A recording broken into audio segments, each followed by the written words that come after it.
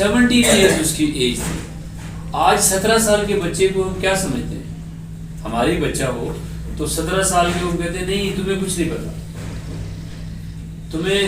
تمہیں سمجھ نہیں ہے. یعنی اس طرح کے جملے ہماری زبان سے نکلتے ہیں. وہ کیا نظام تعلیم تھا، وہ کیسی مائیں تھیں کہ انہوں نے ایسے بچے تیار کیے. اگر ہم اس کو سمجھنے کی کوشش کریں تو مسلمانوں کا جو نظام تعلیم تھا وہ اتنا زبردست تھا کہ اس نظام تعلیم نے ایسے 15-16 سال تک جو ہے نا بچہ تعلیم سے ہر طرح کی مہارت سے لیس ہو جاتا تھا اور ایک کامیاب انسان بنتا تھا. ولیوں کے ولی یعنی اولیاء کے سردار کن کو کہا جاتا ہے؟ شیخ عبد القادر جیلانی رحمۃ اللہ علیہ. ان کے بارے میں تاریخ میں بہت سارے واقعے ہیں. یعنی ایک واقعے میں تو یہ آتا ہے کہ جب وہ ان کی والدہ استاد کے پاس بٹھایا پڑھانے کے لیے تو انہوں نے کتنے ہی سپارے سنا دیے، زبانی سنا دیے. ابھی وہ آئے تھے پڑھنے اور ایک جو سب سے پاورفل میسج والا واقعہ ہے شیخ عبد القادر جیلانی کا، ایک بچے کا کہ جب وہ اپنی ماں سے یا ابتدائی مسلمانوں کے تعلیمی سسٹم میں ابتدائی تعلیم گھر میں ہی ہوتی تھی، یعنی جو بنیادی دین کی تعلیم ہے قرآن حدیث، اس کے بعد جو ہے وہ بچے باہر نکلتے تھے. ہر گھر اسکول تھا، ہر ماں استاد تھی. جب وہ گئے تعلیم کے لیے تو جس قافلے کے ساتھ جا رہے تھے تو ڈاکوؤں نے جب سارا قافلہ لوٹ لیا تو اس بچے سے پوچھا کہ تمہارے پاس بھی کچھ ہے؟ تو اس بچے نے کہا ہاں میرے پاس 40 دینار ہے. دینار سونے کے سکے کو کہتے ہیں، درہم چاندی کے سکے کو کہتے ہیں. تو تلاشی لی گئی تو وہ کچھ بھی نہیں تھا. تو کہا گیا کہ آپ جھوٹ بول رہے ہیں، آپ کے پاس تو کچھ بھی نہیں ہے.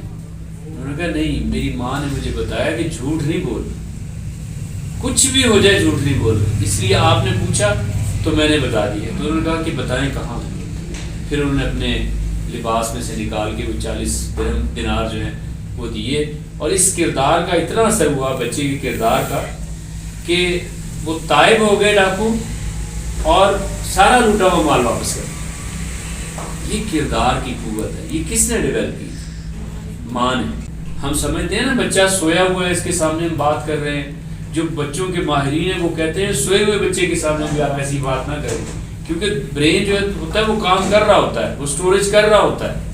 جیسے ہم ویڈیو یا کوئی چیز لگا دیتے ہیں تو کام ہو رہا ہوتا ہے ایسے. اس لیے بچے کے سامنے ایسی بات ایسی حرکت نہ کریں. یہ کردار کس نے ڈیولپ کیا؟ یہ ماں نے. تو آپ جو ہے سمجھ لیں جب آپ گود میں بچے کو بٹھا کے کچھ کہہ رہے ہوتے ہیں تو وہ اس کے ذہن میں سیو ہو رہا ہوتا ہے. تو آج جو آپ پڑھائیں گے، جو سنائیں گے، جو اس کے سامنے بولیں گے، جو ایکٹ کریں گے، وہ اگلے 5 سال کے بعد اس پہ عمل کرنا شروع کر دے گا. تو آپ کا کردار، آپ کی تربیت، آپ کی تعلیم جو ہے اس پہ اثر انداز ہوگی. اگر دروازہ بجتا ہے اور باپ بیٹے کو کہتا ہے کہ جاؤ جا کہہ دو گھر پہ نہیں، 5-6 سال کا بچہ ہے، تو وہ جا کے کیا کہے گا؟ 5-4-5 وہ کہے گا ابو کہہ رہے ہیں کہ میں گھر پہ نہیں. بچے جھوٹ نہیں بولتے.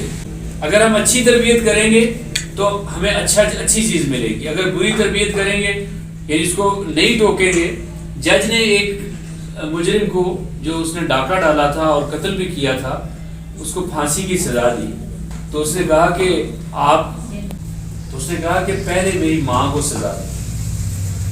اگر وہ پہلی چوری پہ ڈانٹتی مجھے اور مجھے سزا بھی دیتی کہ جہاں سزا ضروری ہے تھوڑی بہت وہاں تھوڑی بہت سزا بھی ہونی چاہیے تو میں یہ کام نہ کرتا. تو اس دن میری ماں نے میری حوصلہ افزائی کر دی تو آج میں ڈاکو بن گیا، اس نوبت کو پہنچا. تو اس لیے میری ماں کو سزا. یہ فیضان نظر تھا یا کہ مکتب کی کرامت تھی، سکھائے کس نے اسماعیل کو آداب فرزندی. یہ 2 ہی چیزوں کا ذکر کیا علامہ اقبال نے. ایک گھر کا یعنی والدین کا جو نظر کا فیضان ہے وہ، یا مکتب. یہ 2 چیزیں کردار سازی میں اہم کردار ادا کرتی ہیں. یہ اچھا انسان ہو، اس کی زبان سے جھوٹ نہ نکلے، یہ وعدہ خلافی نہ کرے، یہ امانت میں خیانت نہ کرے، یہ حفاظت کرے ان چیزوں کی جن کا اللہ اور اس کے رسول نے حکم دیا ہے.